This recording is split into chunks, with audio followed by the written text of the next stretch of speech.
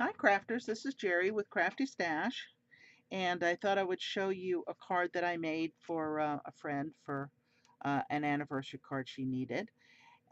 So this is a conglomeration of Anna Griffin and Crafter's Companion, close to my heart, has all these different products in it, and I'll show you piece by piece.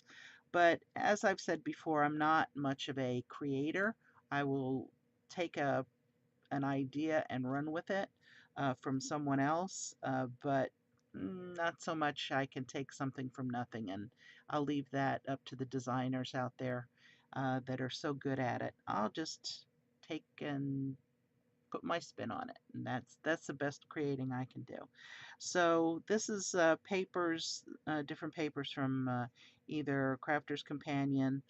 This blue and silver are from Crafter's Companion, and then I used some cardstock from Anna Griffin and some Spectrum Noir watercolor paper for the inside of this. This is an Anna Griffin saying on here that I've gotten from another kit that I have. This is a flower from the 3D mini 3D flower dies and embossing. And as you see, I kept it on the paper. I kind of like to do that for sometimes it works, sometimes it doesn't. You have to use different shims and that. It cuts really well. Sometimes it won't emboss as well, but did really well on this one. So I just feel I'll keep it on the sheet that it came on. So that's that. And this is, by the way, this is the idea page from Anna Griffin. So give me a few ideas. I found no uh, videos on how to actually do the flowers, so I kind of looked at some um, other flower techniques and just spun it.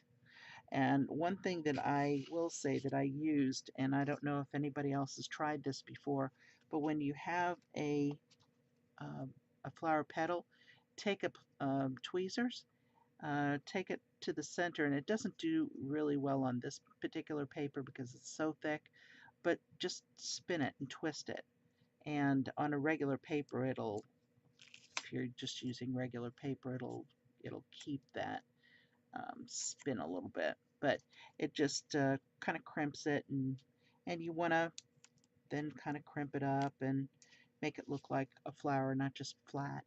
But I think that came out kind of pretty. This is close to my heart flourish, and yeah, flatback pearl. And then on the inside, again, it's Anna Griffin paper and just the Spectrum Noir um, watercolor paper on there. So the die that I used here was close to my heart. I'm sorry, Crafter's Companion. And I don't keep names of all the dies that I get. I'm sorry about that, but I know it's a Crafter's Companion. And it has the cut die on either side. So you can either do as I do or cut it out completely or just use it as a create a card where it cuts into the paper and not cut the paper out.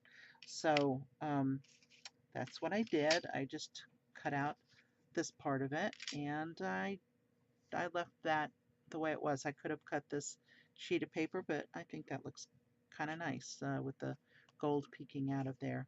So on this paper, I used uh, it's a paint pen. This one is an acrylic paint marker from, um, don't have the name of the company.